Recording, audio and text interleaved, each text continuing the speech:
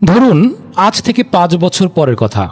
সকালে উঠলেন, চা বানালেন, ল্যাপটপ খুললেন, বাইরে জার্মানির আকাশ, কোনো বস নেই, আর হাতে জার্মান পাসপোর্ট।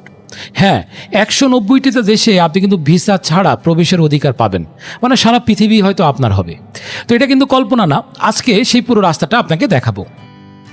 গত পর্বে আমরা দেখিয়েছিলাম যে সেলফ এমপ্লয়মেন্ট ভিসা করার জন্য আপনি ঢাকা থেকে কিভাবে ন্যাশনাল ভিসা টাইপ ডিটা আপনি কিভাবে নেবেন।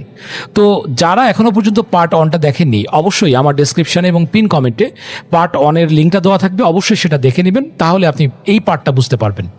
তো আজকে শুরু হচ্ছে সেখান থেকে যেখানে আপনি জার্মানির মাটিতে পা দিলেন। তো আমি যে ইমেজিনারি গল্প বলেছিলাম রাফিকে নিয়ে, আমি সেটা দিয়ে আপনাকে বোঝানোর চেষ্টা করছি। রাফি ফ্রাঙ্কফুর্ট এয়ারপোর্টে নামলেন। এখন তিনি কি করবেন? প্রথম কাজ হচ্ছে তাকে আনমেলডাং বা অ্যাড্রেস রেজিস্ট্রেশন করতে হবে। 14 দিনের ভিতরে আপনাকে একটা নির্দিষ্ট অফিসে, এটাকে জার্মান ভাষায় বলা হয় বুরগ্যাম্ট, এখানে গিয়ে আপনাকে এই রেজিস্ট্রেশনটা করতে হবে। তো এইটার যে ঠিকানা, কিছু ঠিকানা আমি দেওয়ার চেষ্টা করব আমার ডেসক্রিপশনে, আর আপনি এখান থেকে কিন্তু অ্যাড্রেস সার্টিফিকেটটা পাবেন। দ্বিতীয় কাজ হচ্ছে আপনার এটা আপনি দেখেন, এটা জার্মান ভাষার শব্দটা, এটা একটু কঠিন, অসলান্দার বেহোর্দে। তো এটার মানে হচ্ছে এখান থেকে আপনাকে ফ্রিল্যান্স রেসিডেন্স পারমিটটা আপনাকে এখান থেকে নিতে হবে, ঠিক আছে? তো এটা জার্মান ভাষায় আপনি এখানে দেখতে পাচ্ছেন, এই জন্য উচ্চারণটা আমার সঠিক নাও হতে পারে। তো যাই হোক, এইটারও আমি ঠিকানাটা আমি চেষ্টা করবো আমার ডেসক্রিপশনে দিয়ে দিতে। তৃতীয় কাজ হচ্ছে আপনার ফিনান্সাম্ট অর্থাৎ ট্যাক্স অফিস। আপনি যে সেলফ এমপ্লয়মেন্ট ভিসাতে এখানে এসছেন, ঠিক আছে? তো এইটার ক্ষেত্রে আপনাকে কিন্তু এখন রেজিস্ট্রেশন করতে হবে। তো 2 থেকে 4 সপ্তাহে আপনি পাবেন কিন্তু এসটিও নাম্বার বা আপনার ট্যাক্স নাম্বার। এটা দিয়েই কিন্তু আপনার মানে ওখানকার অফিসিয়াল যত কাজ, আপনার কিন্তু এই ট্যাক্স নাম্বারটা খুবই গুরুত্বপূর্ণ। এটা ছাড়া অনেক কিছু আপনি করতে পারবেন না, ক্লায়েন্টকে ইনভেস্ট করতে পারবেন না, এবং এটা ছাড়া আপনি অনেক কিছু শুরু করতে পারবেন না। তো এখন একটা জরুরি এবং খুব এক্সাইটিং তথ্য দেখেন, এই ভিসার জন্য আপনাদের কিন্তু কোনো অফিস লাগবে না। এটা খুব মজার কথা, আপনার কিন্তু কোনো অফিস ভাড়া, কারণ জার্মানি আপনি দেখেন, আপনি জার্মানির কোনো একটা শহরে একটা অফিস নেওয়া কিন্তু অনেক টাকার ব্যাপার, কিন্তু এই ভিসার ক্ষেত্রে আপনার কিন্তু কোনো অফিসই লাগবে না। তাহলে কি হবে?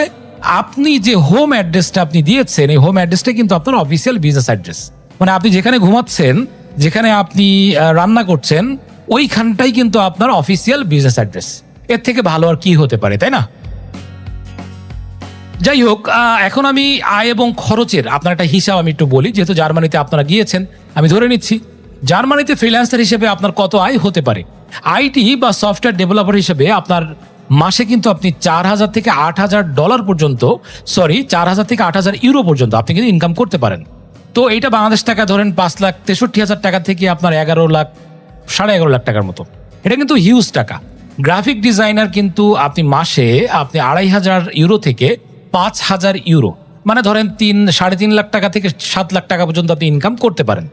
ইঞ্জিনিয়ার অথবা আর্কিটেক্ট যদি আপনি হয়ে থাকেন, বা এইভাবে যদি আপনি সেলফ এমপ্লয়মেন্ট ভিসাতে যান, সেক্ষেত্রে আপনি কিন্তু মাসে ন্যূনতম 3,000 সর্বোচ্চ 8,000 ইউরো পর্যন্ত কামাতে পারেন, যেটা বাংলাদেশ টাকায় সর্বোচ্চ 11,26,000 টাকা। এটা কিন্তু মাসের খরচ, মানে আপনার আয়ের কথা বলছি। তো যাই হোক, এখন আমি খরচের একটা হিসাবটা দেই যে আপনি জার্মানিতে থাকতে আপনার খরচ কেমন হতে পারে। আপনি যদি কোনো শেয়ার্ড রুমে থাকেন, হ্যাঁ, ধরেন আপনি একা আছেন, আপনার কোনো রুম পার্টনার আছে, সেক্ষেত্রে আপনার 42,000 থেকে 56,000 টাকা একটা রুম আপনার কিন্তু খরচ হবে। খাবার, আমাদের বাঙালি খাবার দিয়ে দেখাচ্ছে 30 থেকে 35,000 টাকা খাবার হতে পারে। আচ্ছা, ট্রান্সপোর্ট পাসটা খুবই ইম্পর্টেন্ট, যেহেতু জার্মানিতে বিভিন্ন জায়গায় যদি আপনি যাতায়াত করতে চান, মাসিক যে ট্রান্সপোর্ট পাসটা, এটা কিন্তু আপনার 7,000 টাকার মতো।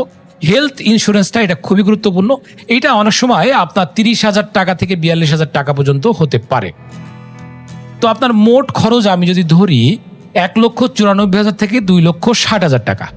হ্যাঁ, তো এখন আপনার মোট মাসে আপনার সঞ্চয়, আপনি কিন্তু মানে 3 লাখ থেকে 3.5 লাখ টাকা আপনি সঞ্চয় করতে পারবেন।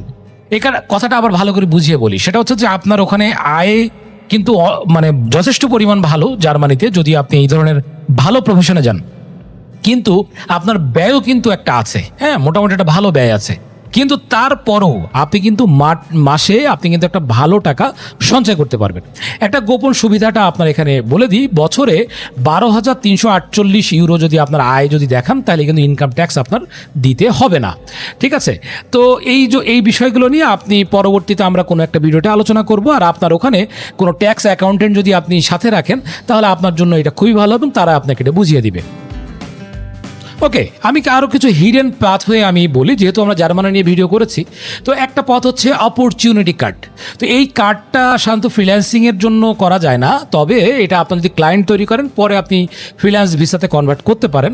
তো এই অপরচুনিটি কার্ড নিয়ে কিন্তু আমার একটা পুরো ভিডিও আছে আমার চ্যানেলে, হ্যাঁ, আপনারা নিশ্চয়ই দেখতে পাচ্ছেন, আমার এখানে আমার স্ক্রিনে তো দেখতে পাচ্ছেন। এইটাও আপনি অবশ্যই দেখবেন। অপরচুনিটি কার্ড এটাও কিন্তু খুব ভালো একটা সুবিধা, ঠিক আছে। আচ্ছা, দ্বিতীয় পথ হচ্ছে স্টুডেন্ট রাউট। এটা অনেকেই জানেন, পাবলিক ইউনিভার্সিটিতে পৃথিবীতে খুব কম দেশই আছে যার ভিতরে জার্মানি একটা। আপনি কিন্তু বিনামূল্যে আপনি কিন্তু পড়াশোনা করতে পারবেন এবং মাস্টার্স শেষে আপনি 18 মাসের জব সিকার ভিসা, তারপরে কিন্তু আপনি ফ্রিল্যান্স ভিসাতে, যেটা আমরা আমাদের এই মানে টপিকের ভিডিওটা আজকে যেটা, এই ফ্রিল্যান্স ভিসাতে কিন্তু আপনি কনভার্ট করতে পারেন। আচ্ছা, 3 নম্বর গোপন পথ কি? ছোট শহরের আপনার কৌশলগতভাবে থাকা উচিত। যেমন ধরেন, আপনি জার্মানির বার্লিনে না থেকে বা আপনি কোনো বড় বড় শহরগুলোতে না থেকে আপনি লেইপজিগ, তারপর ড্রেসডেন, আপনি এখানে যদি আপনি চলে যান, এখানে যদি প্রসেসিংটা করেন, এটা আপনার জন্য সবচেয়ে ওয়াইজ হবে। কারণ কি, এখানে প্রসেসিংটা খুব দ্রুত হবে এবং আপনার যে রেন্ট, আপনার যে মাসিক খরচ, থাকা খাওয়া চলাফেরা খরচ কিন্তু একদম মানে মানে আমি বলব যে 50,000 টাকা হলেও আপনার কম হবে বা এর বেশিও হতে পারে। যাই হোক, এখন সবচেয়ে এক্সাইটিং পার্টে চলে এসেছি, সেটা হচ্ছে পিআর। আপনি যদি এইভাবে 5 বছর বৈধভাবে থাকেন, বিয়ন্ড জার্মান ভাষাটা আপনাকে শিখতে হবে। এটা খুবই সহজ, আপনি এতদিন আছেন অবশ্যই আপনি শিখবেন এবং এটা শেখাটাই স্বাভাবিক। তো এটা ফাস্ট ট্র্যাকে আপনি কিন্তু 3 বছরের ভিতরে আপনি কিন্তু মানে পিআর পাওয়ার যোগ্যতা রাখতে পারেন। তবে আপনি ধরে রাখবেন 5 বছর। আবার আপনি ফাস্ট ট্র্যাক যদি করতে পারেন, আপনার যদি মানে জার্মান ভাষাটা যদি নলেজটা ভালো হয়, হ্যাঁ, বা আপনার যদি ট্যাক্সের সবকিছু ডকুমেন্টেশন সবকিছু ভালো হয়, আপনি 3 বছরও পেতে পারেন। তবে ধরে রাখেন 5 বছর। আচ্ছা, পিআরে আপনি কিন্তু অনির্দিষ্টকাল আপনি কিন্তু জার্মানিতে বসবাস করতে পারবেন। আপনার পুরো ফ্যামিলি কিন্তু সেটেল করতে পারবেন, সন্তানের বিনামূল্যে পড়াশোনা, হ্যাঁ, মানে সমস্ত ধরনের সুযোগ সুবিধা আপনি কিন্তু পাবেন। আর সিটিজেনশিপ হচ্ছে মোট 8 বছরে, অর্থাৎ এখান থেকে পিআর পাওয়ার আর 3 বছর পরেই আপনি কিন্তু সিটিজেনশিপের অ্যাপ্লাই করতে পারবেন, ঠিক আছে। তো এইখানে আমি পরীক্ষার বিষয়টা বলে দিই, সিটিজেনশিপে আপনার 33টা প্রশ্ন তারা দিয়ে থাকে, 17টা আপনি যদি দিতে পারেন আপনি পাস করবেন এবং এটা খুব সহজ, সবাই পারে। ফি হচ্ছে 255 ইউরো, যেটা বাংলাদেশ টাকা হয়তো 36,000 টাকা। তো 2024 থেকে জার্মানি কিন্তু ডুয়েল সিটিজেনশিপ অনুমোদন করছে। অর্থাৎ এর মানে কি? এর মানে হচ্ছে আপনার যদি বাংলাদেশি পাসপোর্ট থাকে বা আপনি সিটিজেনশিপ, আপনি অবশ্যই সিটিজেন, আপনি সেক্ষেত্রে আপনি কিন্তু জার্মান সিটিজেন এবং বাংলাদেশি সিটিজেন, আপনি উভয়ই সিটিজেন হিসেবে আপনি কিন্তু থাকতে পারবেন। যাই হোক, আমরা পার্ট 2 একদম শেষ পর্যায়ে চলে এসেছি। এখন চলুন পুরো এই যে জার্নিটা, মানে আমরা যতক্ষণ আলোচনা করেছি গত পর্বে এবং এই পর্বে, এটা ছোট গল্পের মতো করে বুঝিয়ে দিই যেন আপনারা সহজেই বুঝতে পারেন, ঠিক আছে। রাফির কথা দিয়ে বুঝাই। রাফি ঢাকায় থাকে, কম্পিউটারে ধরেন ছবি বানায়, হ্যাঁ, ছবি বানায় বলতে আমি বলতে যাচ্ছি গ্রাফিক ডিজাইন করে। তো একদিন সে ঠিক করলো সে জার্মানি যাবে, কিন্তু তার কাছে তো কোনো চাকরির অফার নেই, হ্যাঁ, তার তো একটা হিউজ কোনো টাকা পয়সা নেই বা অনেক মানে ইনভেস্টমেন্ট ভিসারও কোনো টাকা পয়সা নেই, সে কি করবে? তো সে প্রথম যে কাজটা করলো, কিছু জার্মান ক্লায়েন্ট খুঁজলো আপওয়ার্কে। মানে ধরেন যারা ফ্রিল্যান্সার হিসেবে কাজ করেন তাদের কিন্তু অনেক দেশের ক্লায়েন্ট থাকে, তো জার্মান ক্লায়েন্ট থাকবেই, এটা স্বাভাবিক। তো আপওয়ার্ক বা freelancer.com বা যে কোনো জায়গা থেকে কিছু ক্লায়েন্ট সে জোগাড় করলো।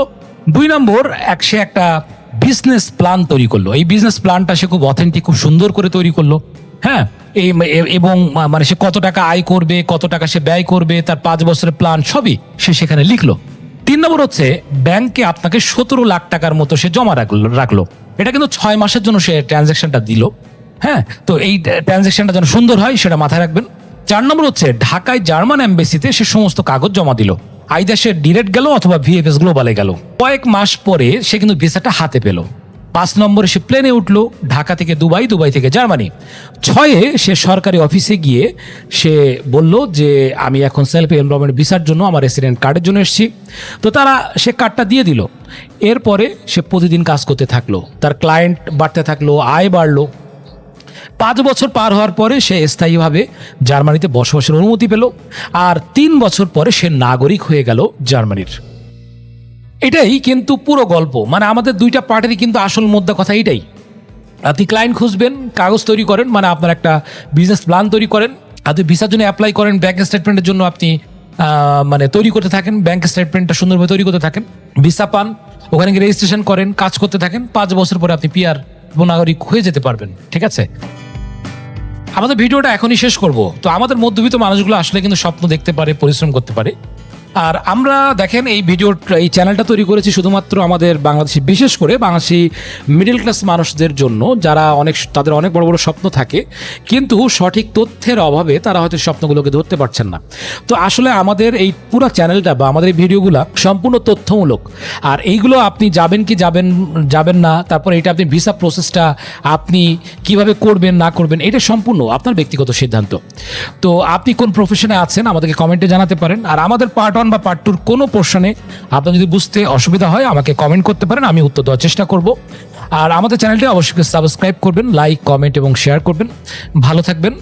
নেক্সট ভিডিও দেখার আমন্ত্রণ জানিয়ে আজকে বিদায় নিচ্ছি। আল্লাহ হাফেজ।